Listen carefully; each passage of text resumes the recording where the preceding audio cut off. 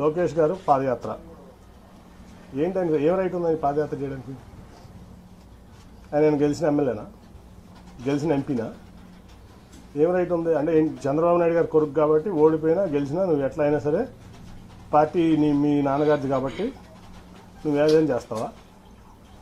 ఏం త్యాగం చేసావు ఈ సమాజం కోసం, ఈ రాష్ట్రం కోసం? నువ్వు ఒక ఎంపీ వచ్చి నువ్వు ఓడిపోయిన ఎమ్మెల్యే, నువ్వు ఒక ఎంపీ వచ్చి నీకు జీహుదురాలా? గెలిచిన ఎంపీ, యాంటీ వేవ్లో గెలిచిన ఎంపీ నీ యోగాలో నేను పాల్గొనాలా? ఎట్లా పాల్గొంటాను? ఏం ప్రోటోకాల్తో పాల్గొంటాను? నువ్వు ఆఫ్టర్ ఆల్ ఓడిపోయిన ఎమ్మెల్యే నా ముందు. ఆఫ్టర్ ఆల్ పార్టీ రిసోర్సెస్ వాడుకున్నావు, పార్టీ ఇన్ఫ్రాస్ట్రక్చర్ వాడుకున్నావు, మీ నాన్నగారి పలుకుబడి వాడుకున్నావు, మీ తాతగారి పలుకుబడి వాడుకున్నావు, అన్నీ వాడుకుని నువ్వు ఓడిపోయావు. నువ్వు నాకు రూపాయి డబ్బు ఇవ్వలేదు, నువ్వేమి ఇవ్వలేదు, నేను గెలిచా రెండు సార్లు. నీ పార్టీని భుజాల మీద పెట్టి మోసా కృష్ణా జిల్లాలో 2013 నుంచి 14 ఎలక్షన్ అయ్యే వరకు నా ఆస్తులు అమ్ముకున్నా, వ్యాపారాలు మానుకున్నా. ఏం రైట్ ఉంది నీకు? ఏం త్యాగం చేసావు ఈ పార్టీ కోసం కానీ, సమాజం కోసం కానీ? నువ్వు ఏం రైట్తో యోగాళం చేసావు? ఏం రైట్తో నువ్వు సీనియర్ని శాసిస్తున్నావు?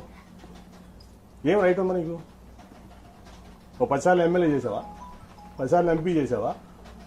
ఏం ఆస్తి అమ్ముకున్నావు? నేను ఆస్తులు అమ్ముకున్నాను, 2,000 కోట్ల రూపాయల ఆస్తులు. నేను ఈ పార్టీ కోసం అనండి, నా ప్రజా జీవితం కోసం అనండి, నా వ్యాపారం ఆపుకున్నా.